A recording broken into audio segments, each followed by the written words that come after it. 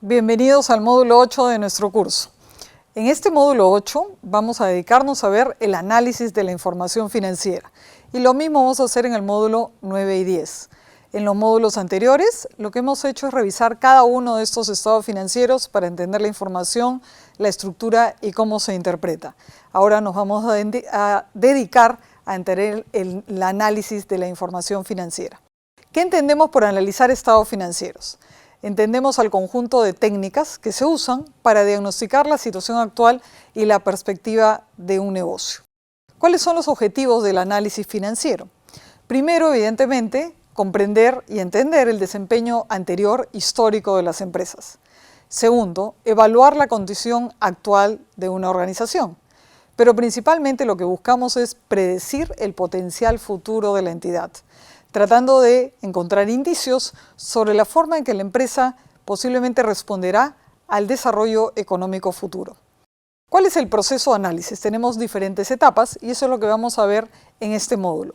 La primera etapa implica conocer la empresa, la segunda comprender los estados financieros, la tercera analizar propiamente el balance, el estado de situación financiera y el estado de resultados a través de las diferentes técnicas, analizar el estado de flujo de efectivo y una serie de herramientas complementarias para este análisis. Tres aspectos previos al análisis: fuentes de información, limitaciones y la comparación como un aspecto clave. Sobre las fuentes de información requerimos evidentemente los estados financieros, pero también es muy importante tener las notas y comprender en detalle las notas a estos estados financieros como una información complementaria. Además, también necesitamos un flujo de caja proyectado de la empresa como una herramienta muy importante de planificación financiera. Ojalá también podamos tener información sobre los presupuestos del negocio. E información complementaria es muy importante, es decir, tener muy claras las estrategias de la empresa, el mercado, los productos, la competencia, sus operaciones, etc. La clave es la comparación. Es importante tener una idea de diferentes aspectos comparativos para el análisis financiero. Primero, comparar con periodos anteriores. Nos permite analizar la tendencia y las inclinaciones de la empresa.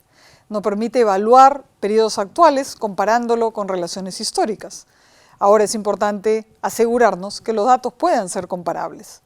Segundo, comparar con otras empresas, con empresas similares, con empresas de la industria, para poder entender cómo van nuestros indicadores respecto a otras empresas del sector. Pero también, y posiblemente lo más importante, es comparar con metas predeterminadas, es decir, a dónde quería llegar y finalmente a dónde llegué en términos de resultados financieros. Iremos uno a uno con los diferentes pasos.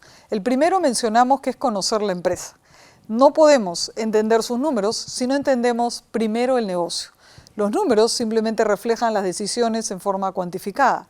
Por lo tanto, lo primero que tenemos que comprender son las fortalezas, debilidades, oportunidades, amenazas, estrategias, características del negocio, la industria en la que se envuelve y los mercados a los cuales está considerando su producto o servicio. Conocer la empresa implica conocer la organización, implica conocer la situación económica, implica conocer el marketing, las ventas y los aspectos comerciales, implica conocer la producción e implica conocer principalmente su propio capital humano. El segundo paso tiene relación con la comprensión propia de los estados financieros. Cada industria tiene características particulares. Hay empresas que son individuales, hay empresas que forman parte de grupos económicos, hay empresas que tienen características tributarias o comerciales particulares de su sector. Hay países o empresas que utilizan determinadas normas de contabilidad de acuerdo con la reglamentación. Tenemos que tener muy clara cómo se leen y se interpretan estos estados financieros. Es decir, tenemos que comprender toda esta situación que afecta finalmente los reportes financieros como segundo paso. Tercer paso, podemos proceder a analizar los estados financieros. Y el análisis financiero suele estar considerado en dos grandes áreas. lo que llamamos el análisis porcentual y lo que llamamos el análisis de ratios. El análisis porcentual puede ser de dos tipos, vertical y horizontal. El análisis horizontal, ¿qué cosa es? Consiste en considerar como 100% un año base y poner los otros años como un porcentaje relativo a este año base. Lo que buscamos con el análisis horizontal es ver la tendencia de la empresa. Si la empresa está creciendo, disminuyendo operaciones o está variando la estructura de inversión o de financiamiento.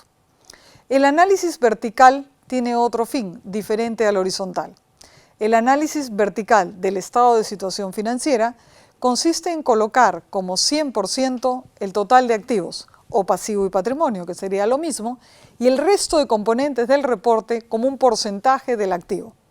En el caso del estado de resultados, consiste en colocar como 100% el concepto ventas, que es la primera línea del estado de resultados, y el resto de componentes como un porcentaje de estas ventas. ¿Qué cosa buscamos con el análisis vertical? Buscamos entender, en el caso del estado de situación financiera o balance, la estructura de inversión en activos y la estructura de financiamiento, sea de terceros o de los accionistas de la empresa.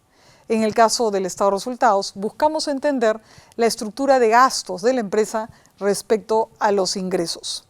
Finalmente tenemos el análisis de ratios, que está estructurado en 4 ámbitos: liquidez, solvencia, gestión y rentabilidad. En los módulos siguientes vamos a ir en detalle para poder comprender e interpretar cada uno de los ratios relacionados con estas 4 áreas. Un análisis de carácter vertical del balance general podemos visualizarlo en la pantalla. Lo que estamos viendo ahora es una estructura relativa de un estado de situación financiera donde hemos colocado el activo en porcentajes y lo mismo en la estructura de financiamiento. Una estructura con bajo riesgo financiero de una empresa comercial sería como la que aparece en la pantalla, en la cual el pasivo corriente está financiando tanto el efectivo como las cuentas por cobrar, mientras que el patrimonio es el que financia la inversión en existencias y en activos de largo plazo. Si hablamos de una empresa industrial, la estructura de financiamiento cambiaría, puesto que una empresa industrial tiene un volumen de inversión de largo plazo más alto que una empresa comercial. Por lo tanto, el componente pasivo a largo plazo o pasivo no corriente aparecería en este caso. La estructura, en este ejemplo, sería que el pasivo corriente financia tanto la caja como las cuentas por cobrar, el pasivo no corriente financiaría la porción de existencias y parcialmente las inversiones en activos de largo plazo, y el patrimonio se encargaría de poder financiar el saldo restante. Un ejemplo también de una estructura típica del estado de resultados o un análisis vertical sería el ejemplo que estamos viendo. Es decir, colocar los principales componentes del estado de resultados como una proporción de las ventas. En este caso podemos ver en el ejemplo que el costo de ventas representaría el 60% de las ventas, los gastos operativos el 20% y la utilidad un 15% respecto a las ventas. Esta estructura depende mucho de las características de la industria y la estructura de costo de ventas o de gastos que corresponde. Estos han sido 2 ejemplos de análisis vertical, tanto a nivel del balance o estado de situación financiera y el estado de resultados. En el módulo 9 y 10 de nuestro curso vamos a ver en detalle los ratios en las diferentes áreas de análisis para poder comprender su correcta interpretación y cómo nos ayudan al análisis financiero de los negocios.